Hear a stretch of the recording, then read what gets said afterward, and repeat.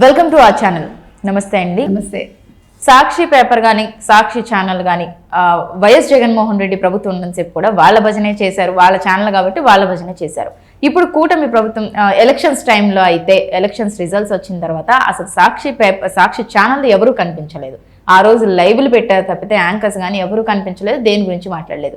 ఇప్పుడు కూటమి ప్రభుత్వం వచ్చిన తర్వాత మళ్ళీ వాళ్ళందరూ చెలరేగిపోతున్నారని చెప్పుకోవచ్చు. అంటే కూటమి ప్రభుత్వం గురించి, చంద్రబాబు నాయుడు గారి గురించి, వాళ్ళందరి గురించి కూడా నెగిటివ్గా ప్రొజెక్ట్ చేస్తున్నారు.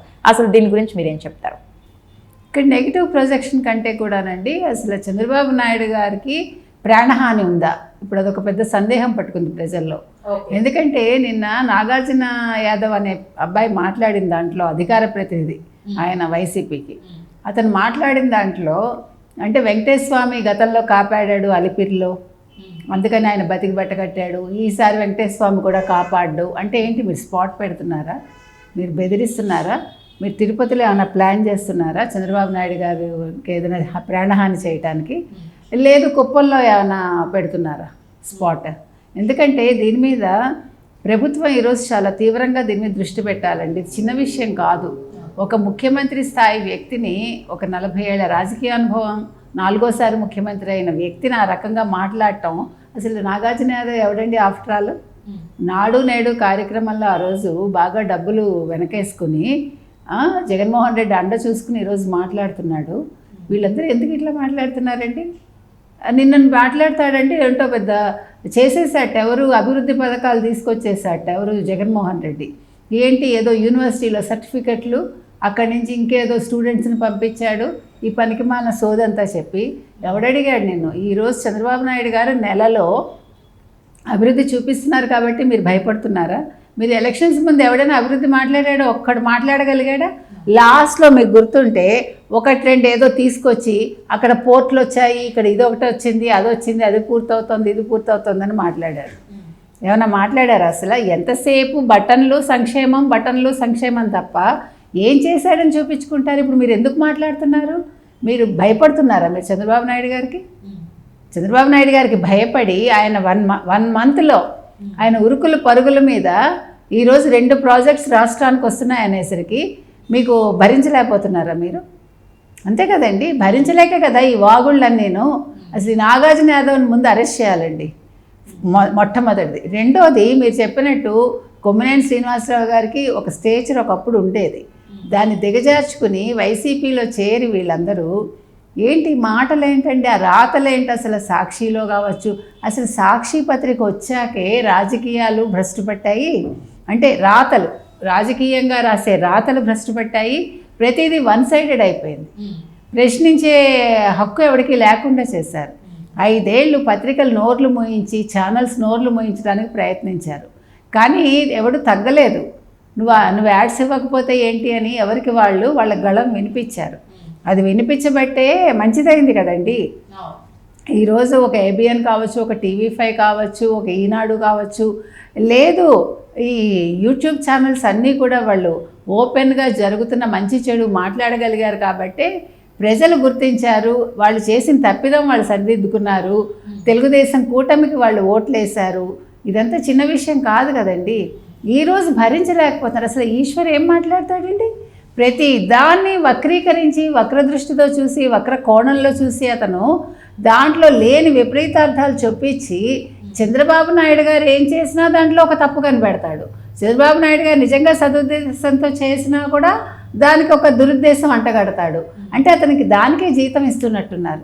ఆ చెప్పటం కూడా ఏదో ఒక విషం నింపుకున్నట్టు, ఆ మాటలు కావచ్చు, హావభావాలు కావచ్చు, ఆ ఫేషియల్ ఎక్స్ప్రెషన్స్ కావచ్చు, వీళ్ళందరూ కూడా జర్నలిజాన్ని ఒక ఏమనాలి అధమ స్థాయికి తీసుకెళ్ళిపోయారు. అంటే వీళ్ళందరూ ఇలా మాట్లాడడాన్ని ఎలా తీసుకొచ్చుంటారంటే జగన్మోహన్ రెడ్డి మెప్పు కోసమా, లేకపోతే ఏమైనా ఆశించి చేస్తున్నారా? ఎందుకు ఇలా చేస్తున్నారు అనుకో? అంతే కదా, జగన్మోహన్ రెడ్డి మెప్పు కోసమో, భారతీ రెడ్డి మెప్పు కోసమో. ఎందుకంటే ఇప్పుడు జగన్మోహన్ రెడ్డి పేరున ఏవి లేవు కాబట్టి, అంటే పరోక్షంగా జగన్మోహన్ రెడ్డి కోసం, ప్రత్యక్షంగా భారతీ రెడ్డి గారి కోసం అయి ఉండొచ్చు.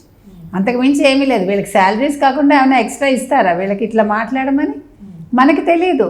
కానీ ఇలా విషయం చిమ్మకూడదండి. అసలు పత్రిక అనేది నిజంగా వాళ్ళు ప్రజల కోసం పెట్టుంటే పత్రిక అన్నదాన్ని వాళ్ళు 2 పక్కల వాడిని వినిపించాలి. ఎక్కడ మంచి ఉందో, ఎక్కడ చెడు ఉందో వాళ్ళు అసలు వాళ్ళ పార్టీని పక్కన పెట్టి వాళ్ళు పత్రిక నడపాలి, ఛానల్ నడపాలి. అది లేదు అంటే ఇది ఒక మౌత్ పీస్ అయిపోయింది అనమాట, పత్రిక కావచ్చు ఛానల్ కావచ్చు. సో వాళ్ళు ఏం చేస్తున్నారు, దాని ప్రకారమే మాట్లాడుతున్నారు. ప్రతిదీ జగన్మోహన్ రెడ్డి ఏం చేశాడు, జగన్మోహన్ రెడ్డి అప్పులు చేశాడు, అవినీతిమయం చేశాడు, రాష్ట్రాన్ని అధోగతి పాలు చేశాడు, ప్రజలు మాట్లాడకుండా చేశాడు, ప్రజలకు అసలు వాక్ స్వాతంత్రం లేకుండా చేశాడు. ఆయన 5 ఏళ్ల పాలనలో అరెస్టులు లేకపోతేనేమో వాళ్ళ మీద కేసులు ఇవి తప్ప ఏదైనా జరిగాయండి? ఆయన బయటికి ఎప్పుడైనా పొరపాటున వచ్చాడంటే పరదాలు వ్యాపారాలు మానేసుకోవడం, ప్రజలు తినటానికి కూడా లేకుండా బయట నుంచి ఇంట్లోంచి బయటికి రావటానికి లేకుండా చేశాడు. కాబట్టి ఇప్పుడు వాళ్ళు అసలు ఈ నాగార్జున యాదవ్ అన్నవాడు వీడేం చెప్పాడు, ఎందుకు మాట్లాడాడు, రేవంత్ రెడ్డి గారి గురించి ఎందుకు మాట్లాడాడు, అసలు తెలంగాణ ముఖ్యమంత్రి గురించి నువ్వు ఎందుకు మాట్లాడతావు, కేటీఆర్ మా స్నేహితుడు జగన్ ఎందుకు ఓడిపోయాడో అర్థం కావట్లేదు 40% సీట్లు అంటే నువ్వు అసలు ఎందుకు మాట్లాడతావు కేటీఆర్? మీరు అసలు ఢిల్లీ ఎందుకు వెళ్ళారు, ఏ పని మీద వెళ్ళారు, మీ చెల్లెల పని మీద వెళ్ళారు, ఆ పని చూసుకోండి. ప్రజలు అదే అంటున్నారు. నువ్వు రాజకీయాలు ఎందుకు, ఆంధ్రప్రదేశ్ రాజకీయాలు నీకెందుకు, రేవంత్ రెడ్డిని సజావుగా పాలన చేయనివ్వండి, కూల్చేద్దామని చూడకండి. మీకు ఎలాగ దిక్కులేదు, మీ పార్టీ ఎలాగ రేపొద్దున మూసుకుపోయింది. అది బీఆర్ఎస్ ఈరోజు ఇంకా లేదు కదా, ఇంకా కొద్ది రోజుల్లో బీఆర్ఎస్ అనే పార్టీ పేరు కూడా వినిపించదు. వీళ్ళు పోయి ఢిల్లీలో పోయి 4 రోజులు వాళ్ళ చెల్లెల కోసం ఉండి వాళ్ళ పనులు వాళ్ళు చూసుకోకుండా ఎందుకు మాట్లాడతారండి చంద్రబాబు నాయుడు గురించి? భయం అన్నమాట వీళ్ళకి. చంద్రబాబు నాయుడు వస్తే రాష్ట్రం అభివృద్ధి పదంలోకి వస్తుంది, అది భరించలేరు వీళ్ళు. వాళ్ళ దృష్టి అంతే కదా. ఇప్పుడు నాగార్జున యాదవ్ అన్నవాడు అసలు రేవంత్ రెడ్డి ఒక కొరియర్ అని ఎట్లా అంటాడు, వాడు ఎవడు అసలు మాట్లాడటానికి? వాడు కొరియర్ బాయ్ అని అంటాడు. వాడు ఆఫ్టర్ ఆల్ వాడి కెపాసిటీ ఏంటి అసలు? అంతే కదండి. చంద్రబాబు నాయుడు కానీ చంపేస్తాడా అంటే జగన్మోహన్ రెడ్డి ఏమైనా ప్లాన్ చేస్తున్నారా వీళ్ళందరూ? లేకపోతే జగన్మోహన్ రెడ్డి తరఫున నువ్వు మాట్లాడుతున్నావా ఆయన మనసులో ఉన్నది? దీని మీద మాత్రం సీరియస్గా చర్యలు తీసుకోవాలండి. ఇవన్నీ వదిలే విషయాలు కాదు. ఈ సాక్షి రాతలు ఏవైతే ఉన్నాయో వీటి మీద కోర్టుకు వెళ్ళాలి. సాక్షి పేపర్ బ్యాన్ చేసినా తప్పలేదు. ఆంధ్రాలో కొంతమంది కేబుల్ వాళ్ళు ఛానల్స్ ఇవ్వట్లేదని అన్నారు.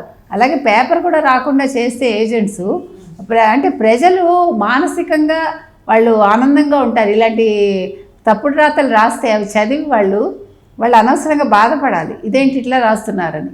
కాబట్టి ఈ పేపర్ విషయంలోనూ చర్యలు తీసుకోవాలండి, ఛానల్ విషయంలో చర్యలు తీసుకోవాలి. తర్వాత వీళ్ళందరికీ కూడా నోటీసులు ఇవ్వాలి. ఈ నాగార్జున యాదవ్ ఎవడైతే ఉన్నాడో అతన్ని ముందు అరెస్ట్ చేయాలండి. ఎందుకంటే అతను మాట్లాడింది చాలా చిన్న విషయం కాదు. చంద్రబాబు నాయుడు గారు ఇప్పుడు చాలా పనుల మీద తిరుగుతూ ఉంటారు. ప్రతి క్షణం ప్రజలు టెన్షన్లో ఉండలేరు కదండి. అధికారులు కావచ్చు, ప్రజలు కావచ్చు, ఇంట్లో కుటుంబ సభ్యులు కావచ్చు, అయ్యో ఎక్కడ ఏం జరుగుతుంది అనేది ఆ టెన్షన్ వద్దు.